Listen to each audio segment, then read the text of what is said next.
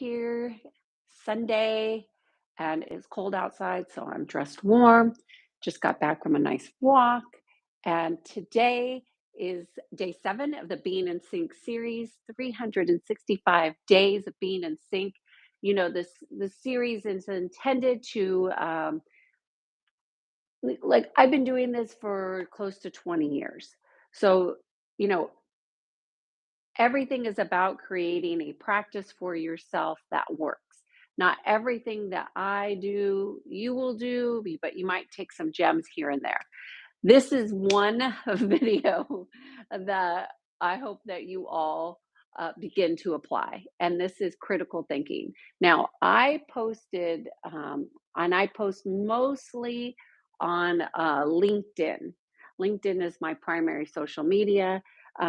However, I posted a couple months ago about critical thinking, and you know, I'm an energy psychology expert. I'm a healer by nature, and I provide information. But critical thinking, never did I think that it would become such an asset, and it is actually surprising how many people do not apply critical thinking to everyday practices. So today is the day where we're going to talk about a, a little bit more in detail about not just what is critical thinking, but how do you apply it. So first of all, critical thinking is literally using your mind, your experiences, and your heart to discern. And discernment is a really good word to keep you away from judgment. Um, to discern what is accurate and right and aligned for you. So that's essentially what critical thinking is. You question things. I learned, oh, this is a funny story. I learned probably when I was 6 or 7 years old. My mother had all the different kinds of friends, and she had this one friend that was a psychic that came to our house and was reading me. And she's like, "Oh, you have a lot of questions." And I said, "I yes, I do." She's like, "You should ask all your questions." And I kind of took that as permission to ask all my questions my entire life. I've always asked questions. I've always had questions. I always ask questions, and later down the road, years later, I would go to another psychic and she's like, "Oh, are you going in for a job interview?" She's like, "I'm seeing a lot of questions." I was like, "No, those are me. That's me." She's like, "Are you in HR? Do you interview people?" And I kind of do interview. And part of that is because I love I love to learn and I love to grow. And you can't have growth without learning, and you can't have learning without critical thinking. Like they all go together. They're all one big cycle, except that so many people have omitted their critical thinking. And I don't know if they're just checked out, if people are lazy, or if people just don't know what to ask, or so they don't ask anything, or people are afraid, which I think is more of the issue, is people are afraid of what, um, if they question something, or if they don't align with the story, then they will be ousted or whatever the situation is. But critical thinking requires asking questions. It requires getting more information. It doesn't require research, although it can. But typically, critical thinking involves an inquiry. So let's just say you have a situation in at work or in your family. Lots of family dynamics have this, but lots of work situations as well, where gossip kind of takes over and lies are told, and people believe the lies about your coworkers or your other family members, and people get ousted or get cut out and excluded, and nobody really pauses to ask any questions. And there are questions that need to be asked of the people of whom they are being talked about. So if you have an opportunity to have those conversations, it would behoove you to go against the norm and go against the comfort zones of your own comfort zones, because you can't grow in your comfort zones, and ask those questions. And I'll give you a really important situation that happened at work. I was consulting to an organization, and there was rumors about this guy who was very hostile and angry.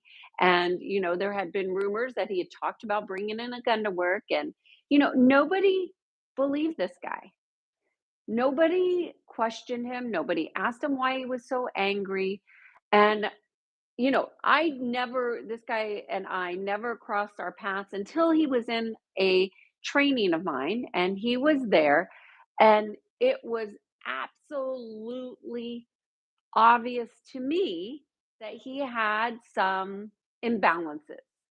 Social imbalances, emotional imbalances, mental imbalances, it ran the gamut. He was very erratic, and, yeah, so I do. First of all, I addressed it with him, and then I addressed it with somebody who was a safe supervisor, because they all had opinions about this person. They had all had rumors, and I took it to the person who I know would be able to influence and get the proper attention that was needed. Now, oftentimes people think that's HR, but HR, in my experience, and this is not everybody's experience, but in my experience, HR is so hyped up on the legal ramifications that they forget about the people. And so my job is always to serve the organization by serving people. And sometimes that means that HR isn't the right people to address the situation, even though they're supposed to, and that is their job, that they're not always the right people. So you got to know to talk to the right people. That's critical thinking.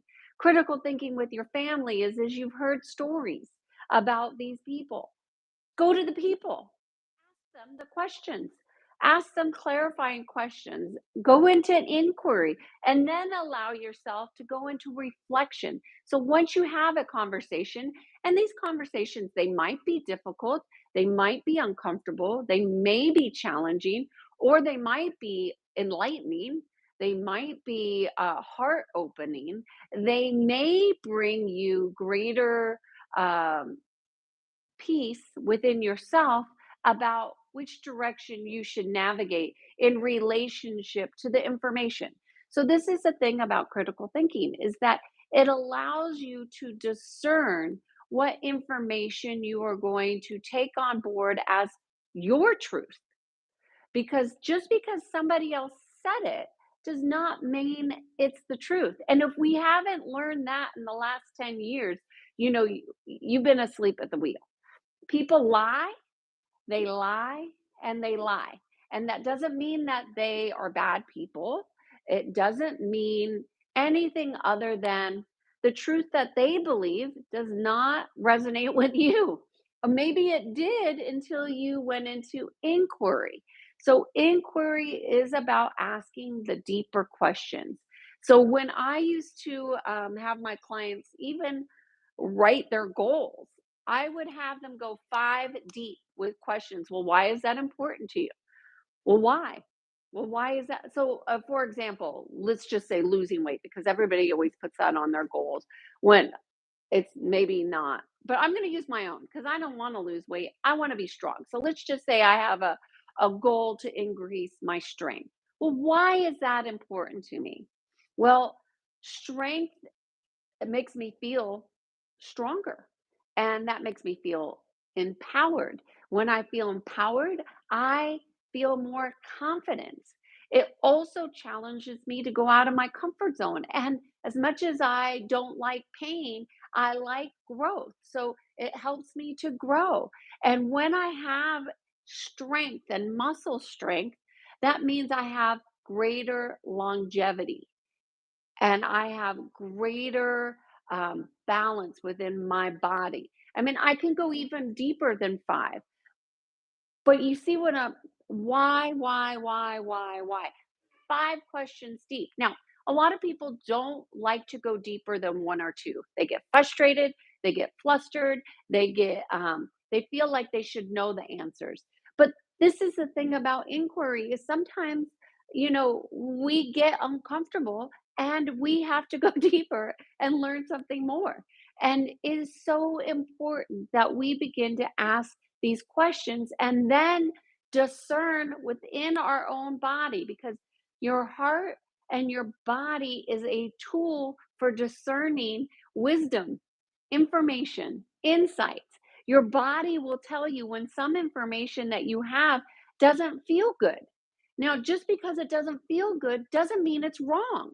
Because when you're so out of balance, what's good for you might feel wrong. It might feel uncomfortable, but then you grow and you change and you adapt and you navigate and you become stronger.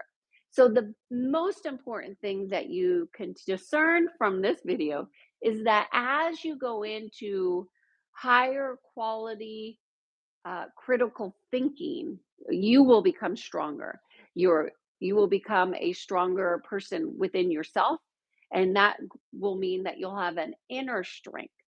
And when you have inner strength, you will be able to understand when information, and when I mean information, that means any data. That means when a piece of food that you eat doesn't feel good in your body, you will be able to tell that. And it doesn't need any more data than, oh, that doesn't resonate, or oh, that resonates. And you will be able to learn those things. So, critical thinking, that is something you should practice every single day, all day long, 365 days a year. And as you practice critical thinking, you will become stronger. So, cheers to being in sync. Cheers to living life aligned. And I am Kiana Sage, and I guide people to being in sync and feeling more peace. Cheers.